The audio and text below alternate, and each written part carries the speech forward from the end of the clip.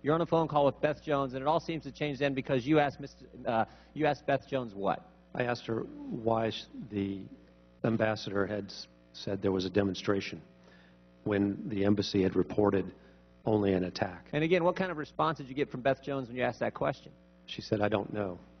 Was it like you shouldn't be asking that question, you should be quiet, we don't want to talk about that? What was the sense you got? The sense I got was that I needed to stop the line of questioning. And did things continue to deteriorate between you and your superiors? After they've given you all this praise, you've had this outstanding service record, 22 years serving our country, things began to deteriorate even more. And as I read the transcript, it seems to me that it came to a head in phone calls you were on with lawyers from the Department of State prior to Congressman Chaffetz coming to visit in Libya. Is that accurate? Yes, sir. And tell me about those conversations, what those lawyers instructed you to do on Mr. Chaffetz's visit to Libya. I was instructed not to allow the RSO, the acting deputy chief of mission, and myself to be personally interviewed by Congressman Chaffetz. So the people at State told you don't talk to the guy who's coming to investigate? Yes, sir. Said don't talk with the congressman? Now you've had several congressional delegations come to various places you've been around the world. Has that ever happened where lawyers get on the phone to you prior to a congressional delegation coming to investigate a time when we've had 4 Americans lose their lives? Have you ever had anyone tell you, don't talk with the people from Congress coming to find out what took place? Never. Never. And you've had dozens and dozens of congressional delegations that you've been a part of? Yes, sir. First time it's ever happened? Yes, sir.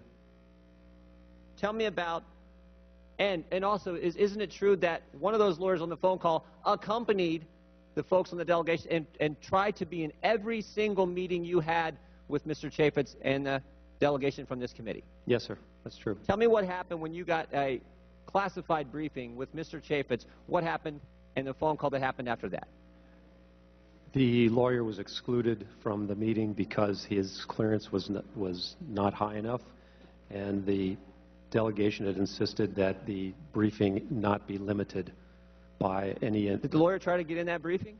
He tried, yes, but the annex chief would not allow it because the briefing needed to be at the appropriate level of clearance. And you had a subsequent conversation after this classified briefing that the lawyer was not allowed to be in, with you and Mr. Chaffetz and others on that delegation. And you had another conversation on the phone with Cheryl Mills. Tell me, who is Cheryl Mills? She was counselor for the Department of State and chief of staff to Secretary Clinton. That's a pretty important position? Yes, sir. When she calls, you take the phone call? Immediately.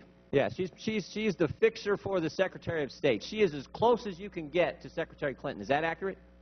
Yes, sir. And tell me about that phone call you had with Cheryl Mills. A phone call from that senior person is, generally speaking, not considered to be good news. And what did she have to say to you?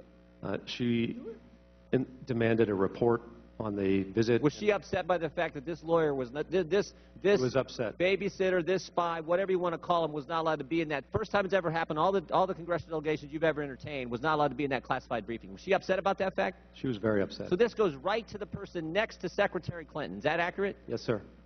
Mr. Chairman, here's a guy with 22 years of outstanding service to our country. 22 years.